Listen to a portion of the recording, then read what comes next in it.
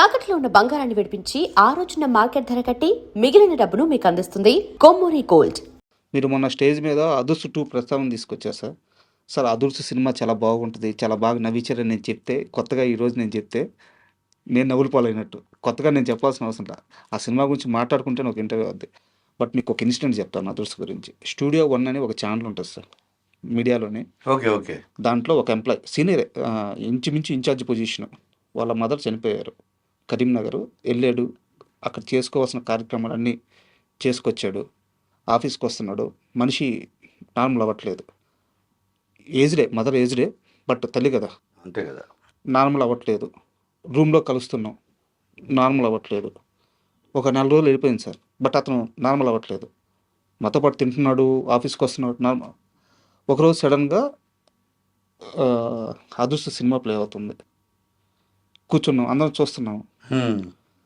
Cinema play అవుతుంది, నవ్వేస్తున్నాడు, నవ్వుతున్నాడు. అసలు మనిషి బాగా ఎగ్జైట్మెంట్గా వెళ్ళిపోయి చాలా యాక్టివ్గా ఉండే మనిషి తను మళ్ళీ బ్యాక్ అయ్యాడు. 4 రోజుల నుంచి 5 డిప్రెషన్లో ఉన్న మనిషి ఆ కామెడీకి, ఆ క్యారెక్టర్కి మళ్ళీ అతను బ్రహ్మానందం గారు ఆ రూమ్లోకి ఎంటర్ అవుతా, ఇప్పుడు వీడున్నాడే వీడు అనగానే లైట్ ఆగిపోతాయి. అవును, అప్పుడైతే కింద పడి దుల్లాడుతున్నాడు. ఫస్ట్ టైం చూడట్లా సినిమా. మళ్ళీ సినిమా రిపీట్లో చూస్తున్నాడు. అదుర్స్ అది. అబ్బా, అది అదుర్స్ అంటే. అంటే మీరు అదుర్స్ 2 తీయడం ఎంత అవసరమో చెప్పడానికి ఎగ్జాంపుల్ చెప్తున్నా. 100% పాసిబుల్ అవుద్దా? అవ్వాలని నేను మనస్ఫూర్తి కోరుకుంటున్నాను. అదైతే నాకు లైఫ్ టైం అచీవ్మెంట్ అవార్డు లాంటిదే సార్. ఇప్పుడు ఏంటి, ఎన్టీఆర్ తన స్థాయి ప్రపంచ స్థాయికి ఎదిగిపోయాడు. ఒక ప్రపంచ స్థాయికి ఎదిగిపోయిన ఒక యాక్టర్కి, ఒక నటుడికి మళ్ళీ ఒక పురోహితుడు, ఒక బ్రాహ్మణుడి పాత్ర చేయడం కరెక్టా కాదా? ఇది పాన్ ఇండియా అవుతుందా అవదా? సార్, పాన్ వరల్డ్కి వెళ్ళిపోయిన యాక్టర్ అన్నది మేబీ అతని మైండ్లో ఉందేమో అనేది నా అనుమానం సార్. బట్ నేనేమంటానంటే మన స్టోరీ స్పాన్ పెద్దదైతే క్యారెక్టర్ అదే సార్. క్యారెక్టర్ అది మన స్పాన్ పెంచుకుంటాం సార్. ఓకే. అఫ్కోర్స్ ఇప్పుడు నేను బోని కపూర్ గారికి సినిమా రాస్తున్నా. సార్. వరుణ్ ధవన్, అర్జున్ కపూర్, దల్జీత్ దోసాంజ్, సార్. 3 హీరోలు. నియర్లీ 300-400 crore ప్రాజెక్ట్ అది. సార్. ఓకే. స్టోరీ నాదే, స్టార్ట్ అవుతుంది సూన్. సో అతని స్టామినాకి తగ్గట్టు, market stamina, not actor stamina sir. తగ్గట్టు ఇదే పాత్రను పెట్టి వరల్డ్ని బిల్డ్ చేసి పాన్ ఇండియా మూవీ కూడా చేయొచ్చు అన్నది నా నమ్మకం. మీకు ఆ స్పాన్ అనేది కొత్త ఉంది సార్. మీరు సల్మాన్ ఖాన్తో వర్క్ చేశారు.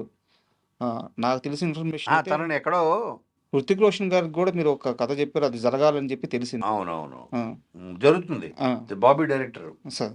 హృతిక్ రోషన్తో. ఎస్, బాబీ డైరెక్టర్గా జరుగుతుంది. ఇప్పటివరకు ఎక్కడన్నా రివీల్ అయింది ఇది? అయ్యో, ఏంటి చెప్పేశాను ఇప్పుడు నేను. బాబీ డైరెక్టర్ జరుగుతుంది, చెప్పలేదు ఇప్పుడు దాకా, ఇప్పుడు చెప్తున్నా. బాబీ డైరెక్టర్. Thank you. ఇంకా మేము కథ చేసాం. ఓకే.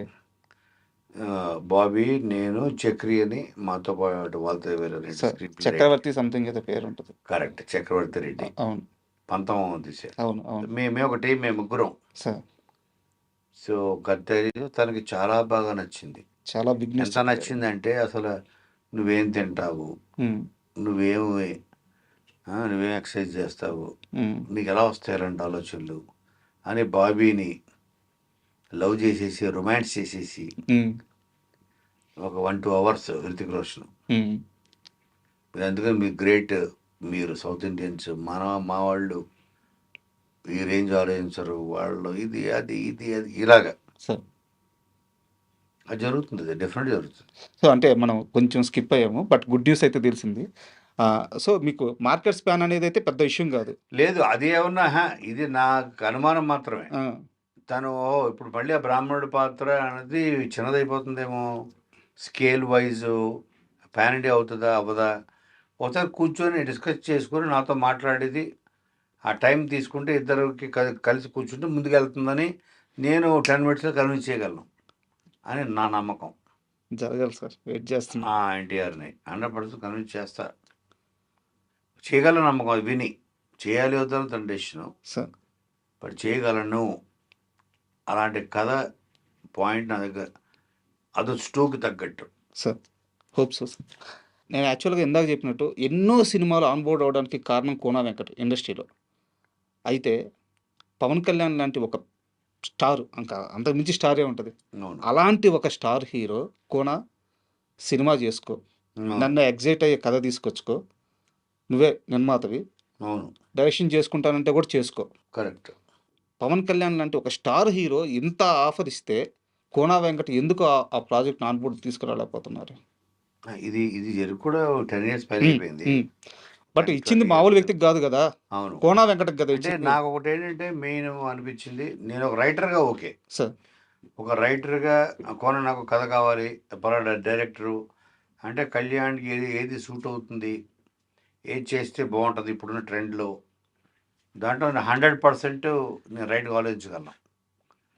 తను ఎక్కడో స్నేహాన్ని నేను అడ్వాంటేజ్ తీసుకున్నాను అవుతానా, ఉమ్, నువ్వు ప్రొడ్యూస్ చేసుకో, ఉమ్, ఆ, నేను చెప్తున్నాను అని తను అన్న తర్వాత నన్ను ఎందుకు ఆపిందంటే, నేను నాకు బయట వాళ్ళకి తేడా ఏముంటుంది, ఇచ్చాడు అవకాశం. ఇంకా నేను పొద్దున రాత్రి మధ్యాహ్నం వెంటబడి ఆ కథ ఉంది విను రేపు విను, నాకు ఎందుకు కరెక్ట్ కాదనిపించింది. మా ఫ్రెండ్షిప్ ప్యూర్గా ఉంది, ఇప్పటికే ఉంది. సార్ లాస్ట్ వీక్ కూడా మాకు కలిశాను నేను, లాస్ట్ వీక్ 10 days బ్యాక్ కూడా. సార్ సో నేను చెప్పే కదా, అన్కండిషనల్.